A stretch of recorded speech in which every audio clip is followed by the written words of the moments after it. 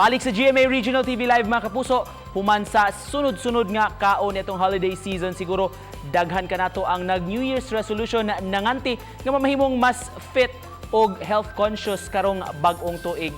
Sama na lang sab nako mga kapuso, mga itag tambag karon kini atong hisgutan sa spotlight karong buntaga mga kapuso. Makauban nato sa physical therapist o fitness instructor si Coach Carlo Palya. Good morning, Coach. Good morning, Nix. Good morning, everyone who are listening. Thank you so much for joining us. Happy New Year, day nimo, Coach. Oh, Happy New Year po. How do we shed off those holiday pounds, Coach? Kay murag ubay-ubay, sunod-sunod ang kaon itong panahon sa Pasko ug bagong tuig. Kana lagi. So, siguro pinakasayon nga ma-advise ako sa mga tao, especially if kanang like nag-exercise na mo og sugod, katong before sa atong holiday season is inigsugod na to balik sa atong routine sa pag-exercise. Dili lang sa nga sobra ka hard sa atong kagalingon, inigpabalik like kanang ganahan ta nga kanang mamawi kunuhay ta sa atong effort. So inigsugod lang, hinay-hinay lang sa ta para maanad balik atong lawas ug ato ang pagbalik sa routine sa exercise. Unya sa kanang mga dili pa anad mag-exercise, ganahan mo magsugod na or namoy goals nga ganahan ma-achieve, inana lang sa gyapon nato approach. Hinay-hinay sa ta sugod kay para ma-build nato ang consistency ba. Unsay pa maagi ninyo, Coach? For example, naay mo duol ni mga kliyente magpa-assess, magpa-evaluation for a fitness nga program regimen, Coach. Unsa may imong pangayoon niya nga impormasyon ug unsa poy imong itambag niya? Okay, so ako pamagi ana is, for example, ganahan na siya o fitness na consultation or ganahan siya o program na ako. Una-una na is mag-istorya sa ami, ganahan ko makibaw ko unsa ayang current na lifestyle, unsa ang dagan siyang adlaw, kay para mangita mi og oras kung asa niya mabutang ayang pag-workout. And then if naaba siya mga prior conditions or kanang mga dugay na nga sakit or dugay na nga injuries nga pwede trabahoan around, i-work around nato, i-build around ang program. Unya ang ako ang approach is like sa nakuan sa mga bagong research, mas maayo gyud if imong approach is i-center nimo around sa imong client gyud mismo.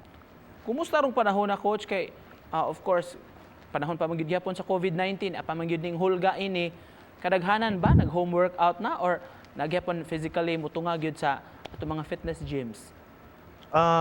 Kuana sukad nga nangabli na sugod ang mga gyms kay naasok yung mga clients nga mobalik na sa silahang routine nga mato sila sa gyms nila. Pero naasok yung mga clients nga kanang home workouts sa ilahang deep focus. Speaking of home workout, Coach, masig na kay mahatag na mga tips unsa may maayo nga buhaton nga kaya sa atong makaigsunan ni tan-aw karon? Ako alang sa advice niyo is mangita mo o kanang cardiovascular exercise or kanang exercise nga ma-maintain ninyo nga hangakon mo. For example, kung namo sa inyo ay stairs, mag-stair climbing lang mo for maybe 15 minutes and then inyo na i-gradually increase per week. Okay? And then after that, pwede po on the other days mag resistance training mo or kanang exercises nga high weight. Or pwede ra nga ay inyong body weight lang sa inyong gamiton. So pwede mo mag-squats. Sa mga basic na exercises may sige na ko og reset upod. Unya pwede po pinakasayon sad para sa upper extremity or sa bukton, pwede ka mag push-ups. And then daghan tag pwede mabuhat para sa push-ups. Para sa kanang mga maglisod o kanang push-ups sa sahog, pwede na nato i-adjust. Okay, so mo to pinakasayon nga pinakadali mabuhat nato sa balay. Home workout, Coach, bisag wala kay mga equipment, kinahanglan ba gyud ka mo palit or pwede ka mo gamit sa mga unsa lay mga butang nga makita ra des balay? Pwede ra gyud kay ka maning kamot ug imuha sa balay kay daghan man kag pwede maglapit nga weights, like pwede galon sa tubig, pwede imong backpack, imong sudlan og mga bugat nga libro, or pwede imong anak sad, pwede nimo gamiton as external nga weight. Imo lang kugus-kuguson while kanang pagpakatug ka sa imong bata. Mag-agad pod sa pacing pod sa imong kliyente pod. So ang pag-pacing sa clients during sa exercise is kanang up to them na, especially beginner sila. Di lang ko ganahan nga at the end of the session is kaya ang goal gyud ako sa guys compliance ako na silang ingnan nga kailangan after every session nimo dili ay mo feeling dili nga mura ka og naligsan og truck nga dili ana kakapoy imong feeling. Kaya importante man sad, aside from mag-exercise ka, importante po din mga recovery. And then if dili ka maka-recover og tarong, dili ka maka-exercise og tarong sa sunod nga adlaw. Pila ka years na ka nagbuhat ani, coach? Nagsugod di ko og workout 2010 man siguro ko, third year college ko. And then nagsugod ko og coach na I think 2013, a year after ko ni graduate. Coach, unsang pagpagamay og tiyan, coach?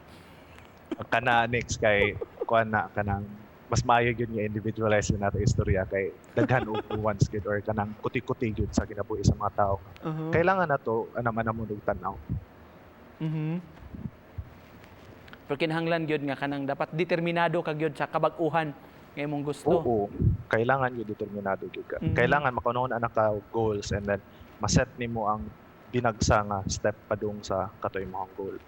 All right, to cap this off, coach, mensahe nimo sa mga nagtan-aw nato karong buntaga.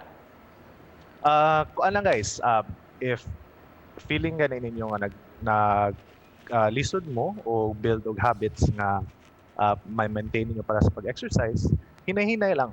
Make sure nga it's something that you can do every day or every other day, and then you don't have to beat yourself up every time na dili ninyo mabuhat. Ang importante is mabuhat ninyo sa sunod nga time and then ma-maintain ninyo longer. Okay, so marathon, Sir Nix.